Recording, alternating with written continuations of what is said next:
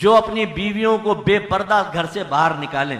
ناراض مت ہوا کرے، ہماری بات تلخ ضرور ہے، لیکن آپ کے نزدیک غیرت اور بے غیرتی کا کوئی معیار ہے یا نہیں؟ معیار شرع کو لے کے چلیں گے یا آپ کی عقل فاسد کا معیار چلے گا؟ یہ ہماری بہنیں جو مجھے سن رہی ہیں، بے پردہ بہنیں، تم مر کر دیکھو، تمہارا انجام بڑا دردناک ہونے والا ہے. آج آپ نے علم بغاوت اٹھا لی، ہم نہیں کریں گے، برقع نہیں پہنیں گے، ہم نہیں عبایا پہنیں گے، ہم نہیں نقاب کریں گے. نہ کرو، تم مر کر دیکھو تمہارا انجام کیا ہوتا ہے.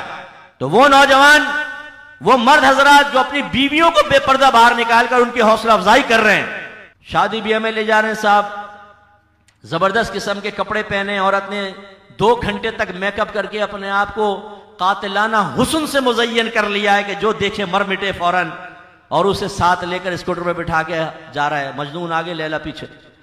دیکھ لو میری بیوی کو کتنی خوبصورت، نظارہ کرو، اس کے جسم کے حصوں کو دیکھو، اپنی آنکھیں ٹھنڈی کرو، جہنم کی آگ اتارو اپنے اندر. میری بیوی کو دیکھ کر گندے خیالات اپنے ذہن میں لے کر آؤ. جو باپ اپنی بیٹی کو بے پردہ باہر نکلے، شرم نہیں آتی اس باپ کو؟ تمہاری بیٹی کے جسم کے حصوں پر ایک نوجوان نظر ڈال رہا ہے اور تمہیں شرم نہیں آ رہی؟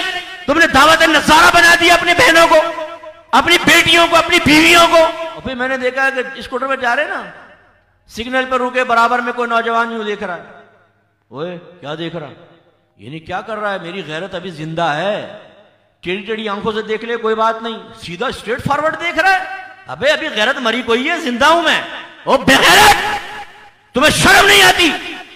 تم اپنی زوجہ کو لے کر، اپنی بیٹی کو بے پردہ لے کر باہر جا رہے ہو، لوگ دیکھ رہے ہیں، ایک ایک نظر کا حساب دینا ہوگا. بعض ہماری بہنیں کہتی ہیں کہ بھئی اگر ہم باہر نکلتے ہیں مردوں کو چاہیے نگاہ جھکا لیں. بات بالکل ٹھیک ہے، مرد کو نگاہ جھکانی چاہیے، لیکن یہ تو ایسا ہی ہے جیسے کوئی سونا اپنے گھر کے باہر رکھ دے اور اس بہن سے کہیں سونا اپنے باہر رکھ لیا، چور آ جائیں گے چورا کے لے جائیں گے. تو بولے چور کیوں لے جائے گا؟ چور کو چاہیے کہ سیدھا نکل جائے. سونا کبھی باہر نہیں نکلے گی، رکھیں گی، اپنے آپ کو باہر نکالیں گے. میری بہنوں ناراض مت ہو، آپ نے اللہ رسول کا کہنا نہ مانا اور اپنا چہرہ کھلا رکھا اور لوگ نظارے کرتے رہے، لیکن اللہ تعالیٰ نے کیڑا پیدا کیا، ایک وائرس پیدا کیا، کورونا، اس نے آپ کو نقاب کروا دیا. عورتوں کو نہیں، مرد کو نقاب کروا دیا. ہم سارے ٹھاٹے باندھ کے نکل رہے ہیں. تو میں ان بہنوں سے گزارش کرتا ہوں جو بے پردہ باہر نکلتے اور ابھی بھی کہہ رہے ہوں یہ مولوی تو بس اسی یہ رہ گئے، ان کو ہماری زندگیاں تنگ کر. کورونا نے تمہیں برقع پہنایا، کورونا نے تمہیں مخصوص لباس پہنائے. جب آپ ہاسپٹل جاتے ہیں تو اس زمانے میں مخصوص لباس پہنا دیا جاتا تھا، بھئی یہ پہن کر آپ اندر جائیں، ڈھکے پورے بدن کو، وائرس آ جائے گا. خدا کا ہے کوئی پرواہ نہیں، رسول کا ہے کوئی پرواہ نہیں، قرآن کا ہے نظر انداز کر دو، حدیث کا ہے نبی کا کہنا نہیں ماننا. ایک وائرس آ گیا تو لباس بھی آ گیا، نقاب بھی آ گیا. افسوس کا مقام ہے ہماری نظر میں ایک وائرس سے پہنچنے والا نقصان اللہ تعالیٰ اور اس کے رسول کے حکم سے زیادہ اہمیت کا حامل ہو گیا. میری بہنوں ذرا غور کریں، ایک غیر مرد آپ کے جسم پہ نگاہ ڈالے اور گندا خیال ذہن میں لائے، یہ اچھی بات ہے. بی بی فاطمہ رضی اللہ تعالی عنہا کی وصیت تھی، جگر گوشہ رسول ہیں، میرے سرکار کے جگر کا ٹکڑا ہیں، شہزادی کونین ہیں، اس امت کی عورتوں کی سردار ہیں، اور ایک روایت کے مطابق تمام جنتی عورتوں کی سردار ہیں. نبی کریم سے نسبت ہے، سرکار والد ہیں، بی بی خدیجہ رضی اللہ تعالی عنہا والدہ ہیں، شوہر مولا علی ہیں اور اولاد حسن و حسین ہیں. لیکن اس کے باوجود ان تمام مناصب کو، تمام تعلقات کو پانے کے باوجود حیا کی ایسی پیکر ہیں کہ فرماتی تھی کہ جب میرا انتقال ہو تو مجھے رات کے اندھیرے میں دفنانا، اس لیے کہ میں نہیں چاہتی کہ میرے جنازے پر بھی کسی نامحرم کی نگاہ پڑے. اسے کہتے ہیں غیرت. غیرت. اور یہاں پر ہم مکس گیدرنگ کے اندر، شادیوں کے اندر اپنی بیویوں بچیوں کو لے کر جا رہے ہیں. مکس گیدرنگ میں کسی کی، آپ میری اگر عورتیں سامنے ہوں، آپ میری نیت کو جان سکتے ہیں، حسن ظنی قائم کر سکتے ہیں کہ بھئی سر پہ امامہ، چہرے پہ داڑھی، مفتی صاحب ایسا کہاں کریں گے. لیکن ہر ایک کے ساتھ شیطان ہے. نبی کریم صلی اللہ علیہ وسلم نے فرمایا جب بچہ پیدا کیا جاتا ہے تو اللہ تعالیٰ اس کے ساتھ ایک شیطان اور ایک فرشتے کو پیدا کرتا ہے. شیطان ساری زندگی گناہ کی دعوت دیتا ہے اور فرشتہ نیکی کی دعوت دیتا ہے. عرض کی گئی یا رسول اللہ کیا آپ کے ساتھ بھی ایسا ہے؟ فرمایا ہاں میرے ساتھ بھی شیطان پیدا کیا گیا، لیکن میری صحبت کی برکت سے اس نے اسلام قبول کر لیا، اور اب وہ سوائے درست مشورے کے مجھے اور کوئی مشورہ نہیں دیتا۔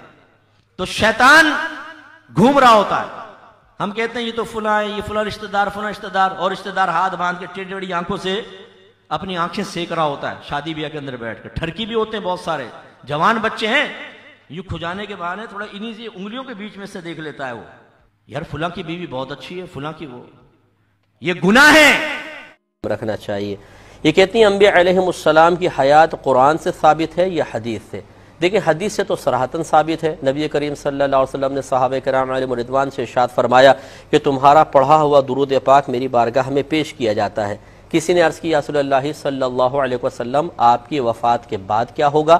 آپ نے ارشاد فرمایا کہ انبیاء علیہم السلام اپنی قبور میں زندہ ہیں، اللہ تعالیٰ نے زمین پر نبیوں کے جسموں کا کھانا حرام فرما دیا ہے، انبیاء علیہ السلام اپنی قبور میں زندہ ہیں، انہیں رزق دیا جاتا ہے۔ یہ سری حدیث موجود ہے، لیکن انبیاء علیہ السلام کی حیات کا شعور ہمیں حاصل نہیں ہے۔ یقینی سی بات ہے کہ بظاہر ایک نبی کا انتقال ہوتا ہے، وصال ہوتا ہے، ان کا جسد اقدس ہمارے سامنے ہوتا ہے، اب کیسی ان کی زندگی ہے یہ اللہ ہی بہتر جانتا ہے، لیکن بہرحال ان کی زندگی ثابت ہے۔ قرآن سے اس طریقے سے ثابت ہے کہ شہداء کے بارے میں صریح آیت موجود ہے، اللہ تعالیٰ نے ارشاد فرمایا جو اللہ تعالیٰ کے راستے میں قتل کیے جائیں انہیں مردہ گمان مت کرو، وہ زندہ ہیں لیکن تم ان کا شعور نہیں رکھتے ہو۔ تو دلالت النص سے ثابت ہوتا ہے، جس کی وضاحت پھر کبھی کر دوں گا، آسان الفاظ میں سمجھ لیں کہ اگر نیچے درجے والوں کے لیے کوئی حکم ثابت ہو جائے تو اوپر درجے والوں کے لیے بدرجہ اولا ثابت ہو جائے گا۔ تو جب شہید کی حیات ثابت ہوئی تو پھر انبیاء علیہ السلام کی حیات بدرجہ اولا ثابت ہو جائے گی۔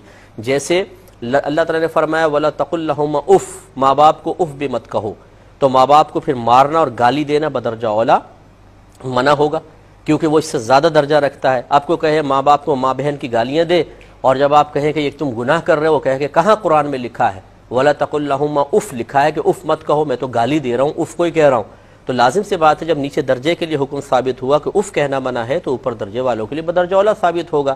یہی دلالت النص ہوتی ہے کہ کسی آیت کو پڑھنے کے بعد عام اہل لسان بھی بغیر مجتہدانہ صلاحیت رکھے ہوئے بھی، کوئی اجتہاد کی صلاحیت نہیں ہوتی، اس کا انتقال ذہن فوراً کسی اور مسئلے کی طرف چلا جائے، تو یہ جو دوسرا مسئلہ ثابت ہوا کہا جاتا ہے دلالت النص سے ثابت ہو گیا۔ تو دلالت النص سے انبیاء علیہ السلام کے حیات قرآن عظیم سے بھی ثابت ہے۔ بہن نے فرمایا تھا کہ یہ پانی پینے کے بعد بعض اوقات گلاس میں برف بچ جاتی ہے تو کیا اس کو پھینک سکتے ہیں؟ اسراف تو نہیں ہے؟ یہ بالکل ہے، برف بھی پھینکنا گناہ ہے، اور اسی طرح پانی گلاس کے اندر آخر میں تھوڑا بہت پانی رہ جاتا ہے، بعض اوقات ہم پیتے ہیں اور اس کو پھینکتے ہیں، یہ عادت بنا لی ہے، یہ بھی غلط ہے۔ ایک ایک پانی کا قطرہ اللہ تبارک و تعالیٰ کی نعمت ہے۔ پہلی بات تو یہ کہ گلاس میں آپ اتنا ہی پانی لیں جتنا آپ کو اپنی پیاس محسوس ہو رہی ہے، کم لے لیں تاکہ بعد میں تھوڑا سا اور لے کے چلیں، پیاس پوری کر لیں، بجھا لیں، لیکن زیادہ نہ لیں، اور اگر زیادہ آ جائے تو اس کو پھر علیحدہ رکھ کے ڈھک کے رکھ دیں، بعد میں اسی میں مزید ٹھنڈا پانی ملا کے آپ پی لیں، لیکن پھینکنا اسراف اور گناہ ہوگا۔ اسراف کا مطلب یہ ہوتا ہے کہ اللہ تعالیٰ کی کسی بھی نعمت کو اس طرح استعمال کرنا کہ نہ اس میں کوئی دین کا فائدہ ہو نہ دنیا کا فائدہ، اس کو ضائع کر دینا، اور یہ پانی پھینکنے میں یہی معاملہ ہے۔ اس لیے جس نے ایسا کیا وہ اللہ تعالیٰ کی بارگاہ میں توبہ کرے۔ ایک بھائی نے کویسچن کیا تھا کہ کسی نے یہ کہا ہے کہ چلتے پھرتے درود پاک نہ پڑھا کرو، اس سے گھٹنوں میں درد ہو جاتا ہے۔ دیکھیں جس نے کہا بالکل غلط کہا، اور ہمارے اکابرین کی تعلیم کے بالکل خلاف کہا۔ شیخ عبدالحق محدث دہلوی رحمۃ اللہ علیہ سے کسی نے پوچھا کہ میں عمرے پہ جا رہا ہوں یا حج پر جا رہا ہوں، دوران طواف کون سے دعائیں پڑھوں؟ تو آپ نے ارشاد فرمایا کہ درود پاک پڑھو کہ یہ سب سے افضل ہے۔ تو آپ وہ طواف کی دعائیں بھی پڑھ سکتے ہیں، لیکن اس سے افضل یہ ہے کہ دوران طواف درود پاک پڑھتے رہیں، اور لازمی بات ہے کہ اس میں چل رہا ہے آدمی، تو یہ تو اکابرین کی تعلیم کے ساتھ ہے۔ اور دیگر بھی فقہا نے لکھا کہ آپ چلتے پھرتے بھی ذکر الہی کر سکتے ہیں، خود نبی کریم صلی اللہ علیہ وسلم سے چلتے ہوئے ذکر الہی کرنا ثابت ہے، اور درود پاک بھی ذکر الہی کی ایک صورت ہے۔ تو یہ اپنے پاس سے نتائج مرتب کر کے بیان کر دینا یہ بالکل غلط ہوتا ہے۔ میں بارہا عرض کر چکا ہوں، سنی سنائی بات آپ آگے نہ بیان کریں، ان سے دائرہ ادب میں رہ کر آپ پوچھئے گا کہ یہ آپ نے بات کہاں پڑھی تھی، کس نے بیان کی، کوئی مستند ذرائع ہو تو ٹھیک ہے، اور ایسا ہوگا نہیں، اور اگر نہیں ہے تو ان کو پیار سے سمجھائیے گا کہ ایسے باتیں نہ کریں، درود پاک چلتے پھرتے پڑھتے رہنا چاہیے۔ ہاں گندی بدبودار جگہ ہو، کوئی نالے کے پاس سے گزر گئے، خراب جگہ سے، وہاں رک جائیں، ورنہ آپ پڑھتے رہیں۔ تو انشاءاللہ اللہ کی رحمتیں بہت زیادہ آپ پر نازل ہوتی رہیں گی۔ خلاصہ کلام یہ کہ جس نے کہا یہ غلط کہا ہے۔ ایک انہوں نے پوچھا کہ کیا ہم بستر پر لیٹ کر درود پاک پڑھ سکتے ہیں؟ جی بالکل، یہ بھی جائز ہے، آپ لیٹ کر بھی پڑھ سکتے ہیں۔ نبی کریم صلی اللہ علیہ وسلم لیٹے لیٹے بہت سارے ذکر الہی کیا کرتے تھے، سورتیں پڑھا کرتے تھے، لیکن فقہا نے فرمایا کہ جب لیٹ کر پڑھیں تو بہتر یہ ہے کہ اپنے گھٹنے کھڑے کر لیں، ٹھیک ہے، پھر آپ پڑھیں، اور تو انشاءاللہ بلا کراہت جائز ہوگا اور اس میں کوئی حرج نہیں ہے۔